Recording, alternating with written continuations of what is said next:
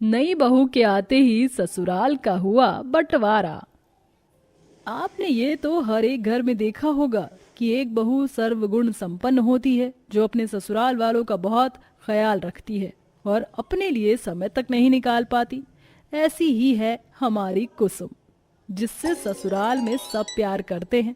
पर क्या होगा जब उसके अपने ही प्यार करने वाले उस पर भरोसा ना करें और सिर्फ देवरानी की सुने।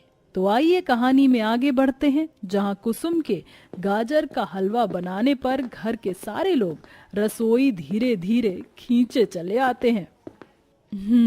तो बन गया मेरा गाजर का हलवा, अब इसे लेकर चलती हूँ। ये बोलते ही गाजर को एक बाउल में लेकर वो जैसे ही मुड़ती है तो सामने सभी ससुराल वालों को देखकर डर जाती है। माँ जी, पापा जी, आप, देवर जी, क्या हुआ? आप सब यहाँ? तुम इतना अच्छा गाजर का हलवा बना रही थी कि एक एक करके हम सब उठकर यहाँ आ गए। यहीं दे दो, तभी अब वापस जाएंगे टेबल पर। हाँ बहू, चलो यही परोसो। तुम्हारे हाथ के बने खाने का जादू ही अलग है। भाभी, मुझे भी यही दो, वरना इस पूरे बाउल को मैं ही उठा लूंगा।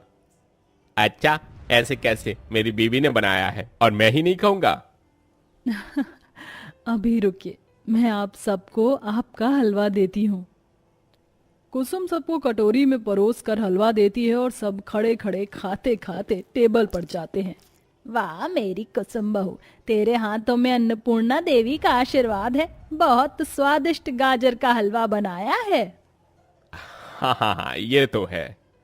अब हमें प्रेम की शादी भी कर देनी चाहिए।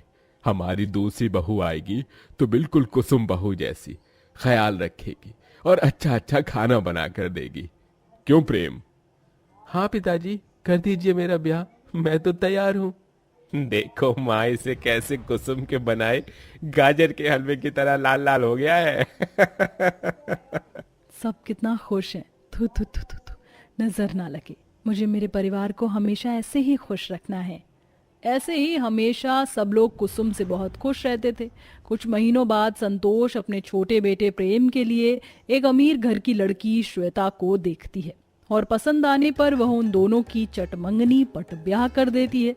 संतोष बहू की आरती करके उसका स्वागत करती है। आओ बहू, इस घर में तुम्हारा स्वागत है। बड़ी बहू, ये थाली पकड़ो। जी माँ जी। माँ जी, सारी रस्म रिवाज हो गई हो तो क्या मैं अब अपने कमरे में जा सकती हूँ? अब सब आराम कर लो, बहुत रात हो चुकी है। कल से सबको अपने काम पर जाना है। हाँ पिताजी, और मुझे रिक्शा भी चलाना है। अपने कमरे में जाकर सो जाते हैं। अगले दिन श्वेता पहली रसोई में जब अपना खाना बनाती है तो कुसुम टोकते हुए कहती है, अरे श्वेता, खाने में जीरे की जगह अजवाइन क्यों डाल रही है? देवर जी को ये सूट नहीं करता, ऐसा मत करो। अच्छा, अब आप मुझे बताएंगी कि मुझे क्या करना चाहिए और क्या नहीं? अजवाइन तो फायदेमंद होती है, मैं तो जरूर डालूंगी। श्वेता, तुम अभी आई हो, लेकिन देवर जी को मैं बहुत समय से जानती हूँ। आगे तुम्हारी मर्जी। श्वेता को कुसुम की ये बात अच्छी नहीं लगती और वह तब भी अजवाइन का खाना बनाकर अपने पति को खिला देती है तो उसे खांसी आने लगती है। माँ, माँ, अरे श्वेता, तुमने मुझे क्या खिला दिया है? गले में इतनी खुजली हो रही है। ले बेटा, पानी पी। संतोष जल्दी से अपने बेटे को पानी पिलाती है। हाँ, अब ठीक हूं मैं। बहू, तूने खाने में अजवाइन डाल दी क्या? इससे प्रेम को गले में खुजली होने लगती है। तुझे बताया नहीं बड़ी बहू ने? वो माँ जी, नहीं माँ जी, बड़ी दीदी ने मुझे कुछ नहीं बताया, जबकि वो वहीं खड़ी थी। ये चाहती तो बता सकती थी, लेकिन ससुराल में मेरा पहला दिन अच्छा कैसे जाने दे सकती थी ये? आपको चिढ़ है कोई? हाँ, मैं अमीर हूं इसलिए, और मुझे अपनी जगह बनाने नहीं देंगी आप? श्वेता, तुम गलत सोच रही हो। बड़ी बहू, मुझे तुझसे ऐसी उम्मीद नहीं थी। कुसुम की आंखों में पहली बार आंसू आ जाते हैं जब उसकी बात पर कोई विश्वास नहीं करता है। वक्त गुजरता है और अब श्वेता धीरे धीरे अपनी चाल पट्टी खेलने लगती है। घर वालों को कुसुम के प्रति भड़का देती है। वहीं रिक्शा चलाकर विनोद घर का खर्चा चलाने की कोशिश करता है। ऐसे ही एक दिन घर के बिल 10,000 आता है। श्वेता, इस बार बिल 10,000 का आया है। इस बार तुम्हारे जेठ जी पर पैसे नहीं थे, बस ये 2,000 हैं, बाकी के तुम भर लो। क्या मतलब भर लो? मेरा पति अमीर है, इसका मतलब ये नहीं कि वो घर के राशन भी भरवाएंगे और इलेक्ट्रिसिटी के बिल भी वही देंगे। जेठ जी का भी कुछ कर्तव्य होना चाहिए।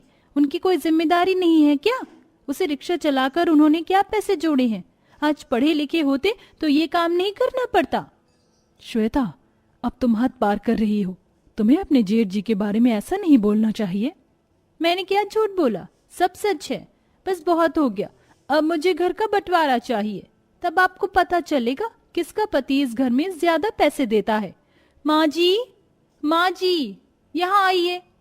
क्या हुआ बहू? कुछ नहीं माँ जी, बस मैं इस घर में ऐसे नहीं रह सकती। मुझे घर का बंटवारा चाहिए। घर में मैं रहूंगी या जेठानी जी? आप जानती हैं, बीच में उन्होंने मेरा खाना खराब करने की कोशिश भी की थी, और पहले दिन क्या क्या किया था ये भी आप सब जानते हैं। ठीक है श्वेता बहू, मैं इस घर का बंटवारा कर रही हूँ, इसलिए अब इस घर में कुसुम तू नहीं रहेगी, तू सामने वाली झोपड़ी में रहेगी। माँ जी, आप मुझे पहले से जानती हैं, भला मैं ऐसा क्यों करूंगी? देवरानी जी के साथ और उनका काम कैसा चल रहा है ये भी समझना चाहिए। देवर जी को उन्होंने पढ़ाई में कितना सपोर्ट किया है, इसीलिए आज वो इस मुकाम पर हैं। कुसुम बहू, तू मुझे मत बता कि क्या सही है क्या गलत। अब से तू सामने वाले तबेले की झोपड़ी में रहेगी। ठीक है माँ जी, आप ऐसा चाहती हैं तो यही होगा। अब आया ना कहानी में ट्विस्ट। अब इस घर पर मैं राज करूंगी।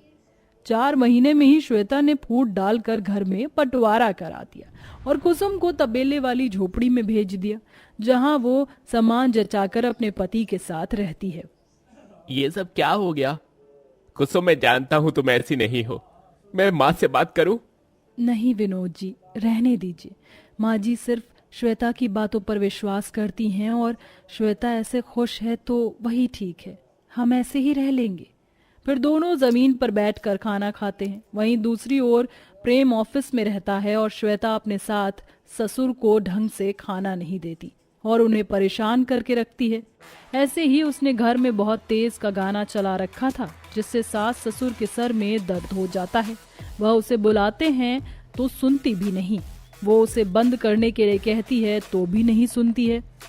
बहू, इतनी तेज गाने चलाने से हमारा सर दर्द हो रहा है और हम तुझे कब से आवाज लगा रहे हैं, हमारे लिए चाय बना दे। माँ जी, ये घर मेरा है, मेरा मूड अच्छा है तो क्या अब मैं गाने भी नहीं चला सकती? और अगर आपको कुछ खाना पीना है तो खुद बना लीजिए, मेरे पीछे क्यों पड़ी है? सारी सेवादारी मैं ही करूं? झोपड़ी में चली जाइए अपनी दूसरी बहू के पास। बहू, तेरी वजह से वो वहां पर रह रही है तो थोड़ा सा कहना तो मान सकती है ना हमारा। मुझे आपका कोई कहना नहीं मानना, और खबरदार जो आपने अपने बेटे से ये बात की, वरना आप समझदार हैं। बहू तो हमको टॉर्चर कर रही है। छोड़, मैं ही चाय बनाता हूँ। संतोष। पापा जी, आप चाय मत बनाइए, मैं लेकर आ गई हूँ, आप पी लीजिए। और देवरानी जी, तुम इतना शोर क्यों कर रही हो? माँ जी, पापा जी को प्रॉब्लम है और तुमने चाय बनाकर भी नहीं दी।